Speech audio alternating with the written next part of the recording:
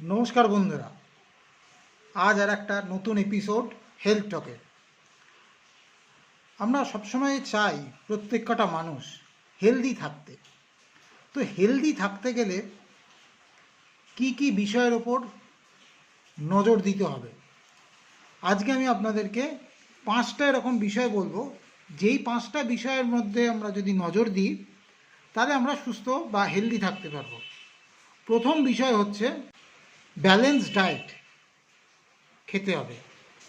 দ্বিতীয় হচ্ছে আমাদের সঠিক পরিমাণে জল খেতে হবে। তৃতীয়, আমাদের নিয়মিত এক্সারসাইজ করতে হবে। চতুর্থ, আমাদের প্রপারলি ঘুমাতে হবে। এবং 5 নম্বর পয়েন্ট, যেটা হচ্ছে আমাদের মেন্টাল হেলথ, সেটাকেও ঠিক রাখতে হবে। এই 5টা যদি আমরা ঠিক রাখি তাহলে অটোমেটিক্যালি শারীরিকভাবে মানসিকভাবে হেলদি থাকতে পারবো। আপনাদের কি মতামত, বা আপনারা যদি চান যে পার্টিকুলারলি এই এক একটা বিষয় নিয়ে আমি এক একটা ভিডিও করি, তাহলে নিচে কমেন্টসে মেনশন করুন। বাই।